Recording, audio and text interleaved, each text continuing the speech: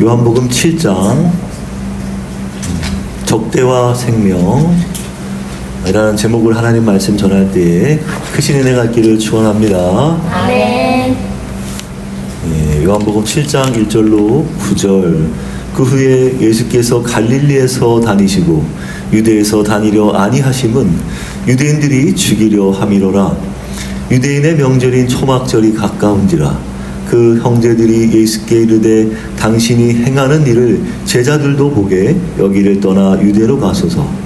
스스로 나타나기를 구하면서 묻혀서 일하는 사람이 없나니 이 일을 행하려 하거든 자신을 세상에 나타내소서 하니 이는 그 형제들까지도 예수를 믿지 아니함이로라.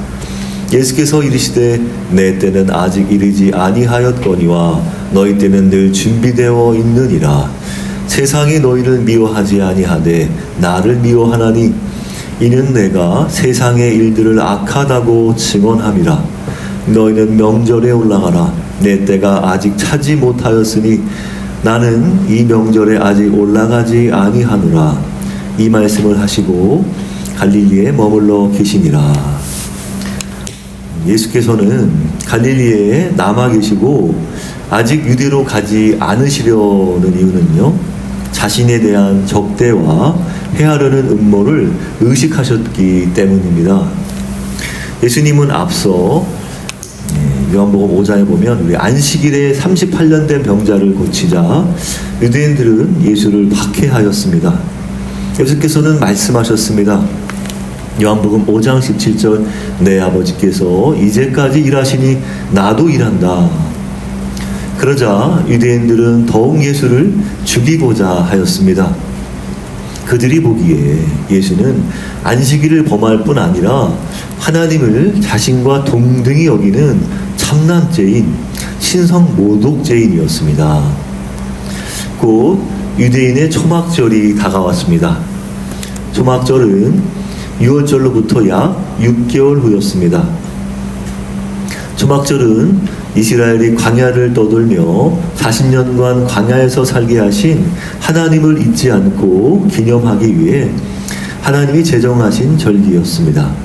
레위기 23장 42, 43절 너희는 이래 동안 초막에 거주하되 이스라엘에서 난 자는 다 초막에 거주할지니 이는 내가 이스라엘 자손을 애굽 땅에서 인도하여 내던 때에 초막에 거주하게 한 줄을 너희로 대대로 알게 함이니라. 나는 너희의 하나님 여호와이니라. 장막절 또 수장절로도 불리며 7일 동안 지키며 8일에 모두 성회로 모이며 아무 노동도 하지 않으며 하나님이 주신 포도, 올리브, 과일 등 소산을 풍성히 수확하게 하신 하나님께 감사하는 절기였어요. 그렇게 유대인은 모두가 성회로 모이는 때라. 이건 이제 구체적으로 말하자면 맨 처음에 성회로 모이고 7일 동안 이렇게 아무 노동도 하지 않고 초막에서 지내다가 또 마지막 날 8일째 되는 날 또 성회로 모였다가 이제 헤어지는 거예요. 예수께서도 예루살렘으로 올라가셔야 했습니다. 그러나 예수의 친동생들은 예수님을 믿지 못했습니다. 그들은 예수가 정말 하나님의 아들 메시아라면 갈릴리 시골에 묻혀 주장할 게 아니라 초막절에 많은 유대인이 몰리는 예루살렘에 가서 메시아적 능력을 보여줄 것을 주문하였습니다. 하지만 그들은 예수님을 못 믿었기에 사역의 성격을 이해하지 못했습니다. 예수께는 대중에게 인기를 얻는 게 중요한 게 아니었습니다. 예수님의 때는 때와 시기를 정확히 준비해야 할 고난과 죽음의 때요, 동생들의 때는 늘 찾아오는 절기순례였습니다. 아무리 기적을 행한다 하더라도 그들은 잘못된 태도를 가지고 있었습니다. 예수께서는 세상이 악하다고 증언하셨기에 늘 그들의 차가운 적대적 태도가 기다리고 있었기 때문입니다. 요한복음 7장 10절로 13절 그 형제들이 명절에 올라간 후에 자기도 올라가시되 나타내지 않고 은밀히 가시니라. 명절 중에 유대인들이 예수를 찾으면서 그가 어디 있느냐 하고 예수에 대하여 무리 중에서 수군거림이 많아 어떤 사람은 좋은 사람이라 하며 어떤 사람은 아니라 우리를 미혹한다 하나 그러나 유대인들을 두려워함으로 드러나게 그에 대하여 말하는 자가 없더라. 예수님은 예루살렘에 올라가셨으나 형제들이 권하는 때가 아니라 비밀이 올라가셨고요. 아버지 하나님의 때에 올라가셨습니다. 요한이 이제 보는 그 현장 파악은 이랬습니다. 무리들은 대놓고 말하지는 못하고 수건수건 걸었어요.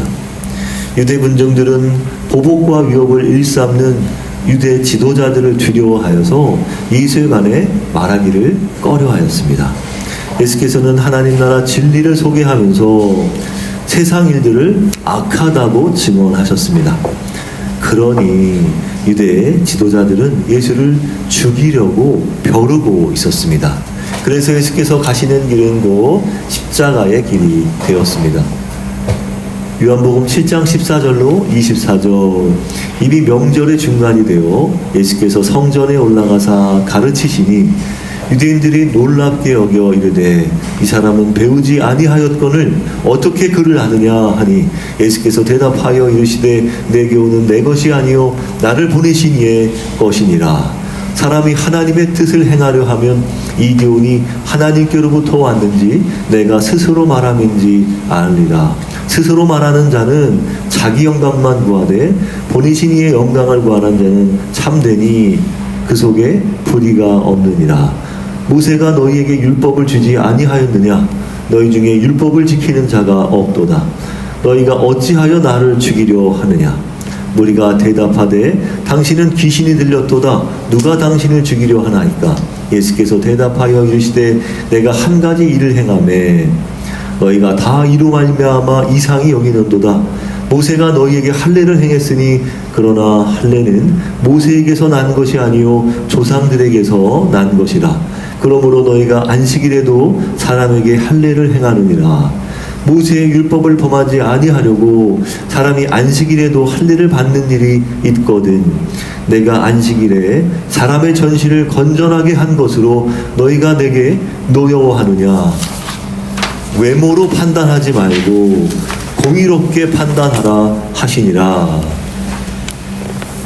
예수께서는요 초막절 중간에 예루살렘에 올라가서 성전에서 가르치셨습니다. 이 사람은 배우지 않았는데 어떻게 학식이 있느냐? 유대인들은 놀랐습니다. 율법교사 서기관들은 공인된 랍비 학교에서 훈련받고 자격 얻은 선생이었습니다. 그러나 예수께서는 공인된 랍비 학교에 다닌 적이 없으셨습니다. 예수님은 적절한 훈련을 받지 않으셨어요. 그들이 보기에는 자기의 사상을 퍼뜨리는 것으로 오해되었습니다.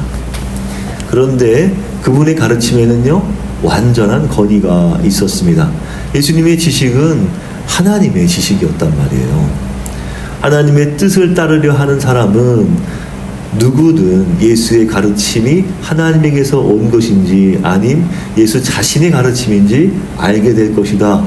자기 마음대로 자기 뜻대로 말하는 자는 자기 영광을 찾는다. 그러나 보냄받은 자는 자신을 보내신 분의 영광을 찾고 그래서 참된 것이고 그 사람에게는 불의가 없다 말씀하십니다. 하나님이 권위보다 높은 권위는 없잖아요. 그래서 모두 하나님의 권위에 기대입니다. 예수님의 주장은 우리가 하나님께 복종할 때만이 예수의 가르침이 하나님의 것인지 예수 자신의 것인지를 판단할 수 있다고 말씀하십니다. 예수님의 말과 행동은 하나님의 뜻에 완전히 일치하셨기 때문입니다. 모세가 너희에게 율법을 주었는데도 너희 중에 율법을 지키는 자가 없다. 예수님은 율법을 어기지 않는 나를 왜 죽이려 하느냐 말씀하셨습니다. 유대인은 율법을 귀히 여기는 듯 했지만 실은 예수께서 보시기에는 유대인은 율법을 지키지 않았단 말이죠. 그래서 비판하셨습니다. 그러니 예수님 언행이 하나님께 온 것인지 아닌지도 잘 모른다는 말씀입니다. 그러자 그들은 예수께 귀신 들렸다고 누가 당신을 죽이려 하냐 물었습니다. 예수님은 안식일에 사람을 고치는 일을 하셨는데 그들은 이상히 여겼습니다. 예수님은 사람을 온전케 하기 위해 안식일에 할례 의식은 허용하면서도 사람을 고치는 일에는 허락하지 않는 율법 해석의 비일관성을 지적하셨습니다. 모세는 이스라엘 백성에게 할례를 행했습니다.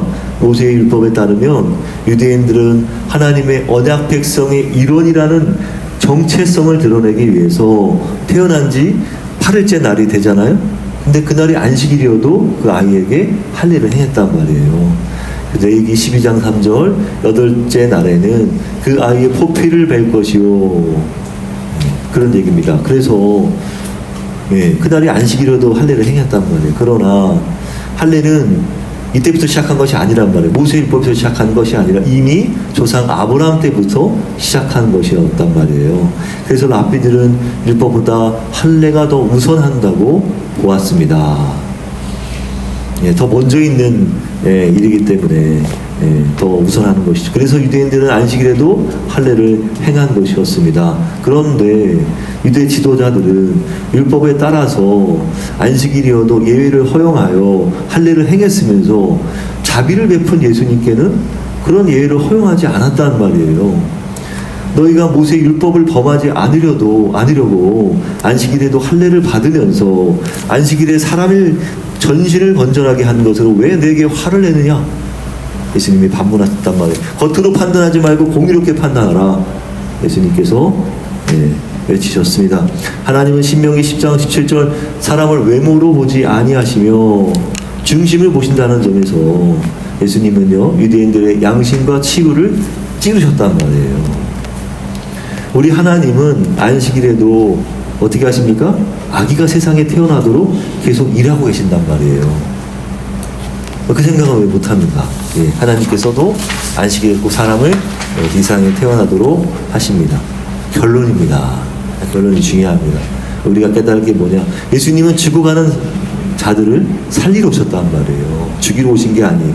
그분은 요한복음 5장에서 38년이나 고통 속에 있던 병자도 고치셨단 말이에요.